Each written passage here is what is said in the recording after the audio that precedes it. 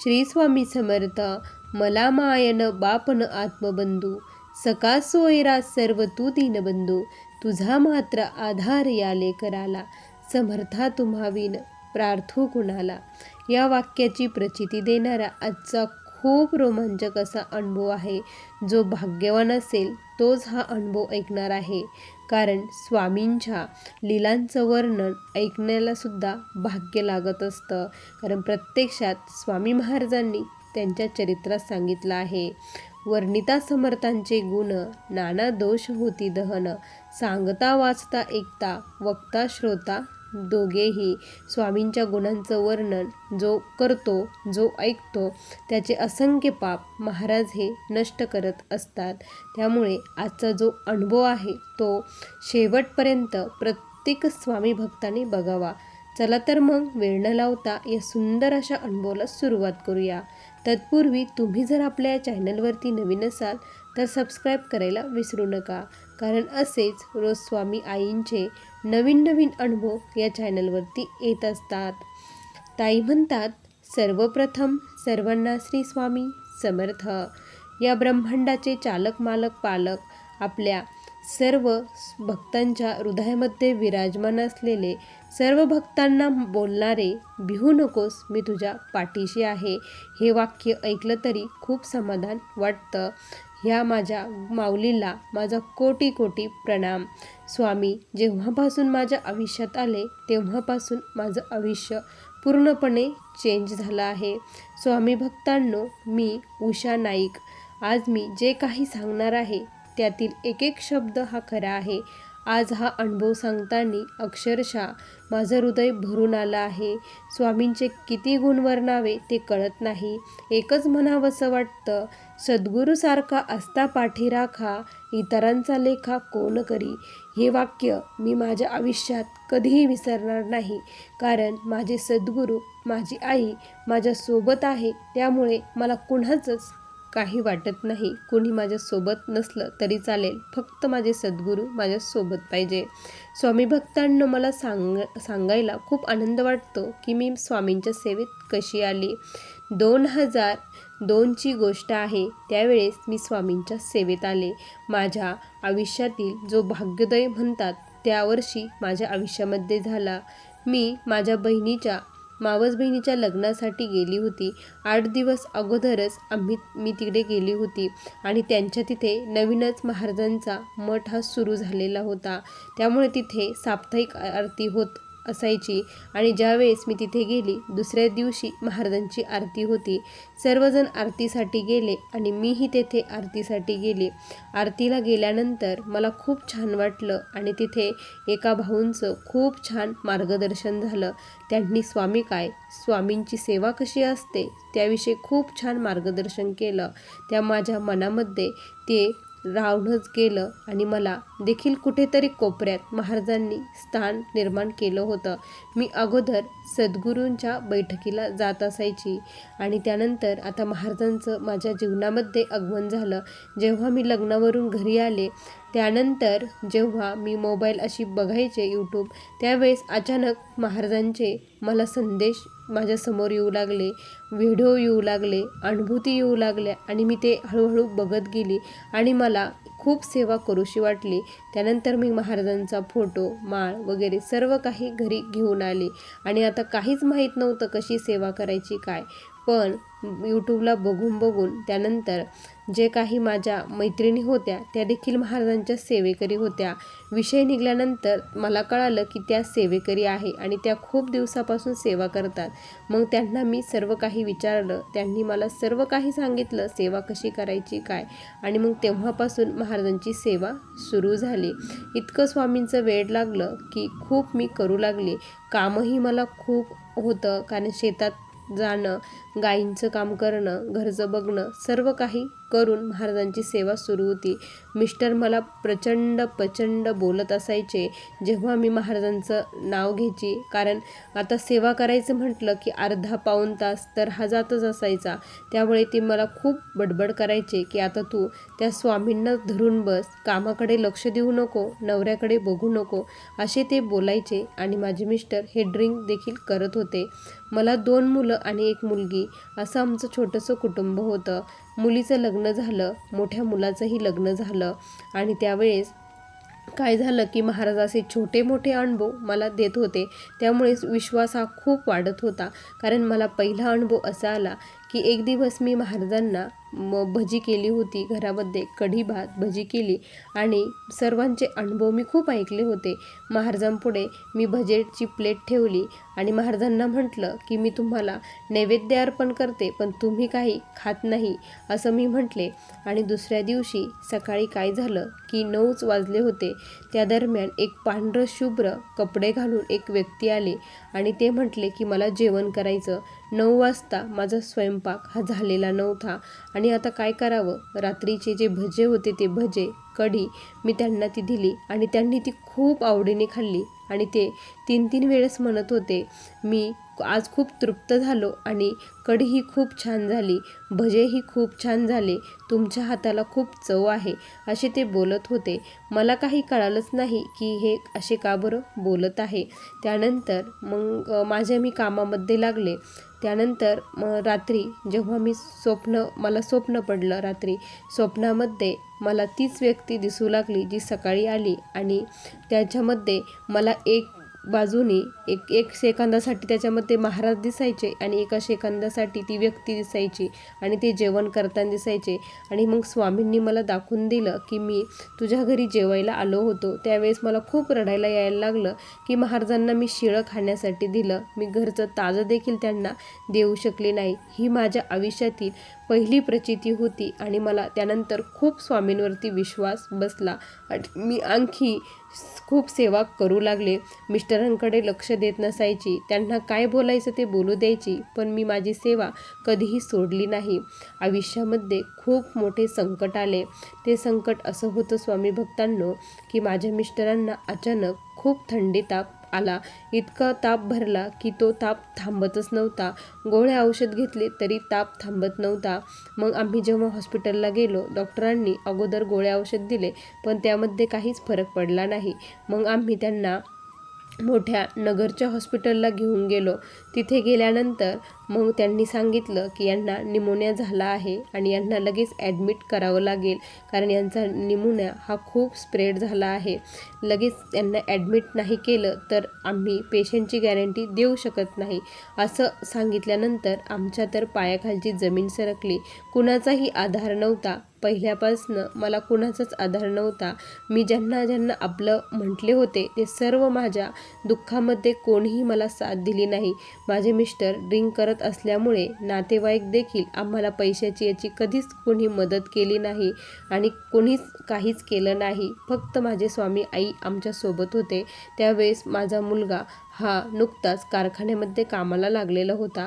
शेतीतलं उत्पादन आणि गाईचं एवढंच आमचं उदरनिर्वाहाचं हे भांडवल होतं आणि मिस्टरांना एवढं मोठं हे झालं. डॉक्टरांनी त्यांना ICUमध्ये ठेवलं. मला खूप भीती वाटत होती की हे आता काय होणार आहे, कारण मला अगोदरच 4-5 दिवस अगोदर स्वप्न एक पडलं होतं. ते स्वप्न असं होतं की मी अशी एका जत्रेमध्ये गेली होती आणि जत्रेत चालत असताना काय झालं की मी अचानक एका ठिकाणी लांब ठिकाणी गेली. तिथे कोणीच नव्हतं. एकदम शांत वातावरण होतं. त्यामध्ये एक अशी खूप रागीट स्वभावाची अशी एक मुलगी होती. ती मुलगी माझ्या पाठीमाग आली आणि तिने माझं मंगळसूत्र धरलं आणि ओढू लागली.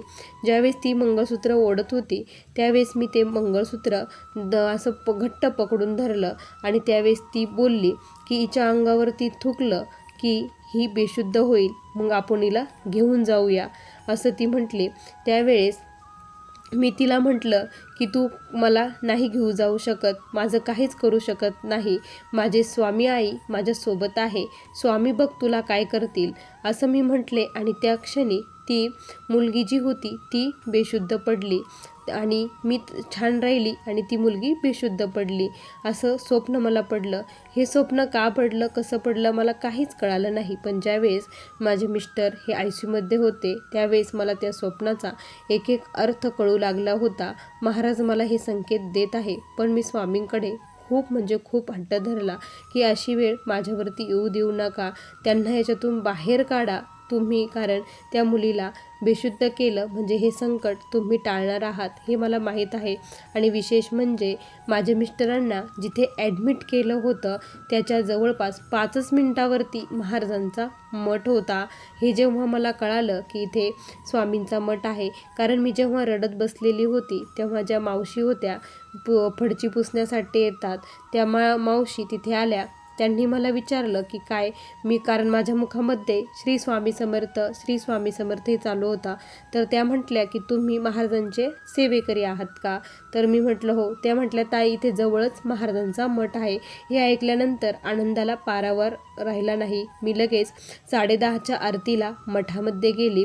तिथे गेलं, त्या दादांना सांगितलं की माझे मिस्टर हे ICUमध्ये आहे, मला काहीतरी द्या. तर दादांनी तिथे सकाळी महाराजांच्या मूर्तीवरती अभिषेक झालेला होता, ते अभिषेकचं तीर्थ दिलं, तेथील विभूती दिली. ताई तुमच्या मिस्टरांना हे तीर्थ द्या, विभूती लावा, सर्व काही व्यवस्थित होईल. दादांनी असा आम्हाला आधार दिला. मी 8 दिवस त्या हॉस्पिटलमध्ये होते. तिथून रोज मी ते तीर्थ आणत होती, माझ्या मिस्टरांना देत होती. माझ्या मिस्टरांची तब्येत हळूहळू व्यवस्थित होऊ लागली. मिस्टर तेथून नॉर्मल वॉर्डला आले. ICUमधून त्यांना बाहेर काढलं. 8 दिवसानंतर नॉर्मल वॉर्डला 2-3 दिवस ठेवलं आणि ते म्हटले की आता तुम्ही घरी जाऊ शकता, घरी गेल्यावर काळजी घ्या. हे ऐकल्यानंतर खूप छान वाटलं. मग आम्ही त्या महाराजांच्या तीर्थाने माझे मिस्टर बरे झाले असं मी म्हणेन. आम्ही तेथून घरी आलो. आता घरी आल्यानंतर त्यांना जवळपास त्यांचं वजन हे 25 किलो झालं होतं. माझ्या मिस्टरांचं 60 किलोवरून 25 किलोवरती आले होते. इतकी जबरदस्त त्यांची परिस्थिती झाली होती. त्यांना अक्षरशः तोंडापर्यंत देखील त्यांचा हात जात नव्हता. त्यांना खाऊ घालावं लागायचं, त्यांना चालताही येत नव्हतं. इतकी बिकट परिस्थिती त्यांची झालेली होती. मी त्या सर्व त्यांची काळजी घेत होती. माझ्या नणंदबाई ह्या घरी आलेल्या होत्या. नणंदबाई घरी होत्या. मी त्यांना त्यांच्यापाशी थांबवलं आणि मी म्हटलं मी गायींसाठी घास वगैरे घेऊन येते, म्हणून मी शेतामध्ये गेली. तर तिथे काय झालं स्वामी भक्तांनो, की मला असा खूप जोरात रडल्याचा आवाज आला आणि मला असं वाटलं की माझ्या मिस्टरांना काहीतरी झालं काय, माझ्या नणंदबाई रडते, असं खूप जोरात किंकाळण्यासारखा मला आवाज आला. मी तेथेच माझा विळा फेकला आणि खूप धावत पळत आले. महाराजांना मी बोलली की तुम्हाला शेवटी जे करायचं होतं ते तुम्ही केलं ना, असं मी स्वामींना बोलली. आणि त्यानंतर घरी आली तर सर्व काही घरातील वातावरण शांत होतं. मिस्टर शांत झोपलेले होते. नणंदबाईला म्हटलं की काही झालं का? तर त्या म्हटल्या काही नाही, दादा झोपलेला आहे. का बरं तुम्ही एवढ्या धावत पळत आल्या? तर मी म्हटलं काही नाही, असंच मला वाटलं की काही झालं की काय, म्हणून मी बघण्यासाठी आले, असं मी त्यांना बोलले. त्यानंतर मी पुन्हा गेले आणि स्वामी भक्तांनो, जे किंकाळकी आवाज मला आला होता ते खरंच होतं. कारण 2-3 दिवसांनी आमच्या घरचा जो कुत्रा होता, इतका छान कुत्रा होता, कारण मला त्याच्याशिवाय करमत नसायचं. सकाळ संध्याकाळ त्याला मी पोळी देत असायची आणि तो कुत्रा 3 दिवसाने आपोआप मरण पावला. त्याला काय झालं कुणालाच काही कळालं नाही. चांगला कुत्रा. सकाळी त्याने जेवण केलं, दूध पोळी खाल्ली आणि कुठे गेला संध्याकाळपर्यंत दिसेना, म्हणून सर्वत्र बघितलं तर तो मेलेल्या परिस्थितीत दिसला.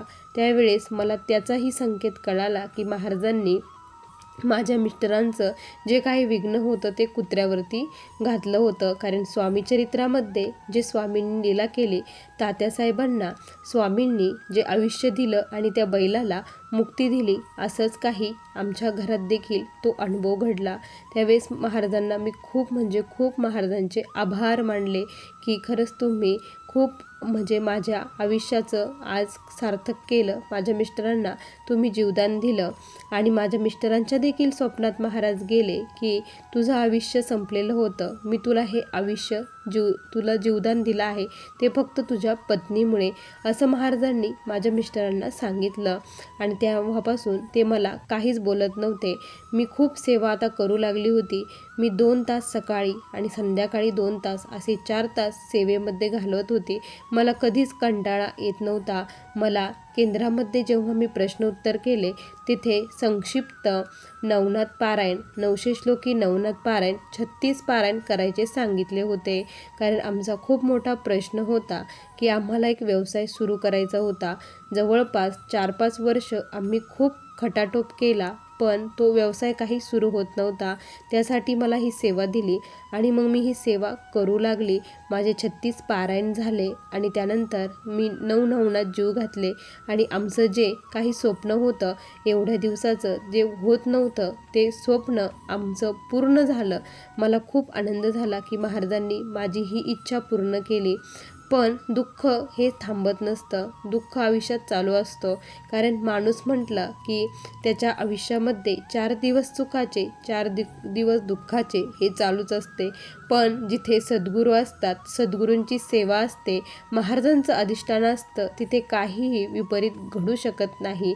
याची प्रचिती पुन्हा एकदा स्वामींनी मला दिली. माझ्या स्वामींनी काय केलं, माझ्या मिस्टरांचं खूप पोट दुखत होतं. इतकं पोट दुखायचं, त्यांनी थोडं खाल्लं की त्यांचं पोट दुखायला लागायचं. खूप भयानक त्रास त्यांना होत होता. सर्व डॉक्टर करून थकलो, पण कुठेच त्यांचा विलाज होत नव्हता. एक दिवस मी स्वामींवरती खूप रागवली की स्वामी, तुम्हाला त्यांना अशी व्याधी द्यायची होती तर वाचवलंच का बरं? त्यांना वाचवायचंच नव्हतं. अशी व्याधीमध्ये ते कसे जगणार? त्यांना किती त्रास होत आहे. कारण माझे मिस्टर म्हणायचे, मला मरण येऊ द्या, मला मरण येऊ द्या, ह्या वेदना मला सहन होत नाही, इथपर्यंत ते बोलायचे. त्यावेळेस मला खूप वाईट वाटायचं. महाराजांना म्हटलं की तुम्ही त्यावेळेस त्यांना वाचवायला नव्हतं पाहिजे. 4 दिवस मी तुम्हाला बोलले असती, रागवली असती, पण नंतर व्यवस्थित झालं असतं, असं मी बोलली. त्यानंतर मी मठामध्ये गेली. आरती होती, दत्त जयंतीची आरती होती. आरती वगैरे केली, घरी आले, प्रसाद घेऊन आले. त्यानंतर गुरुवारी मी महाराजांच्या मूर्तीवरती अभिषेक करत असते. मी पंचामृताचा अभिषेक केला आणि स्वामींना बोलली की स्वामी, आता हे तीर्थ मी त्यांना देते, हे प्रसाद देते, पण यानंतर त्यांचं पोट कधीही दुखू देऊ नका, एवढंच माझ्यावरती कृपा करा. गुरुचरित्रात जी लीला केली, त्या पोटशुळाची जी व्यथा तुम्ही हरण केली, तशीच व्यथा आज माझ्या मिस्टरांची हरण करा, असं मी स्वामींना बोलली आणि त्यांना तो प्रसाद, ते तीर्थ मी दिलं आणि 2 दिवस मी तारक मंत्राचं तीर्थ त्यांना देत होती. आणि काय आश्चर्य, त्यानंतर माझ्या मिस्टरांचं पोट हे आत्तापर्यंत कधीच दुखलं नाही. जे आम्ही सर्व सोनोग्राफी करून बघितल्या, सर्व डॉक्टरांचे औषध घेऊन थकलो, जे पोट राहत नव्हतं ते फक्त स्वामींच्या प्रसादाने आणि तीर्थाने राहिलं. खूप मोठा अनुभव आम्हाला त्यावेळेस स्वामींचा आला. स्वामींच्या तारक मंत्राने माझ्या आयुष्यात खूप सारे बदल झाले आहे. माझ्या मिस्टरांची जी ड्रिंक होती ती तारक मंत्राने सुटली आहे. तारक मंत्राचं तीर्थ मी रोज त्यांना बनवून देत होती. जोपर्यंत त्यांची ड्रिंक सुटत नाही तोपर्यंत रोज मी तारक मंत्राचं तीर्थ हे बनवत होती. मी कधीही हार मानली नाही, कधीही स्वामींवरती ब्लेम केला नाही. विश्वासाने, श्रद्धेने, फळाची अपेक्षा न ठेवता महाराजांची कंटिन्यू सेवा करत राहिले आणि त्याचं फळ स्वामींनी 6 महिन्यामध्ये मला दिलं आणि माझ्या मिस्टरांची ड्रिंक सुटली. माझ्या लहान्या मुलाचंही लग्न झालं. दोन्ही सुना खूप छान आहे, सर्व काही व्यवस्थित आहे. स्वामींचा जो लिखित नामजप आहे तो मी करते, कारण मी असाच व्हिडिओ बघितला होता की लिखित नामजपाचं खूप म्हणजे खूप फायदा असतो. आणि हे ऐकल्यानंतर जे जे नवीन सेवा मी ऐकते त्या मी लगेच करत असते. मी एक वही घेतली आणि त्यावरती मी तो नामजप लिहू लागली. नामजप लिहित असताना काय झालं की मी महाराजांना म्हटले की मला सकाळी लवकर उठून द्या, कारण आज मला खूप नामजप करायचा आहे, मला खूप लिहायचं आहे, असं म्हटली आणि मी झोपी गेली. पूर्ण मी गाढ झोपीत होते. 4:45 वाजले असतील. पूर्ण गाढ झोपीत असताना काय झालं की मला असं जाणवलं की आमच्या ज्या शेजारच्या ताई आहे त्या घरी आल्या आणि त्या जोरात दरवाजा वाजवत आहे. म्हणून मी खडबडून जागी झाली. दरवाजा उघडला तर बघते बाहेर कोणीच नाही. मग मला असं का बरं आवाज आला की ताई मला आवाज देत आहे आणि त्या तिथं उभ्या आहेत म्हणून. त्यावेळेस कळालं की हे महाराजांनी केलं. महाराजांनी मला उठून दिलं, कारण मी कधीही अलाराम लावत नाही. स्वामींना फक्त सांगून झोपते की सकाळी मला लवकर उठून द्या आणि महाराज खरंच उठून देतात. मला एकदा 3 वाजता जाग येते आणि एकदा 5 वाजता जाग येते. येते म्हणजे येते. महाराज कशाही पद्धतीने मला जागं करत असतात. एक दिवस असंच झालं की मी खूप झोपेत होते आणि असं खूप मोठं झाड पडतं, कसा मोठा आवाज होतो तसा जोरात आवाज झाला. त्या आवाजाने मी खडबडून जागी झाले. मला वाटलं की बाहेर एखादं झाडच पडलं, म्हणून मी बाहेर जाऊन बघितलं की झाड पडलं की काय, पण तिथे काहीच नव्हतं, सर्व होतं. त्यावेळेस कळालं की महाराजांनी मला उठायसाठी ही लीला केली. असे माझे स्वामी हे दयाळू आहे, कृपाळू आहे, मायाळू आहे. स्वामींच्या सेवेमध्ये जो असतो तो खरंच खूप परम भाग्यवान असतो, कारण या ब्रह्मांडाचे जे चालक मालक आहे, आपले भूत भविष्य वर्तमान बदलणारे आपली स्वामी आई, आपण त्यांच्या सेवेत आहोत. आपण भाग्यवान आहोत, कारण पूर्वपुण्याई होती गाठी, म्हणूनही घडल्या या गोष्टी. झाली स्वामीराज भेटी, परम भाग्य आपुले. किती सुंदर ओवी आहे ही स्वामींच्या चरित्रातील. खूप सुंदर सुंदर अनुभव असे स्वामी महाराज प्रत्येक भक्ताला देत असतात.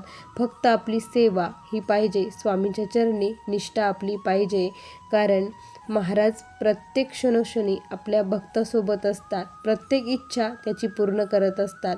भक्तासाठी जे चांगलं आहे तेच महाराज करत असतात.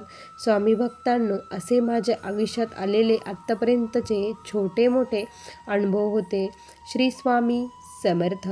बघा स्वामी भक्तांनो, किती सुंदर अनुभव आहे या ताईंचे. तुम्हाला हे अनुभव कसे वाटले नक्की कमेंटमध्ये कळवा. पुन्हा भेटूया अशा सुंदर अनुभवासोबत. तोपर्यंत सर्वांना श्री स्वामी समर्थ. जय जय स्वामी समर्थ. श्री गुरुदेव दत्त.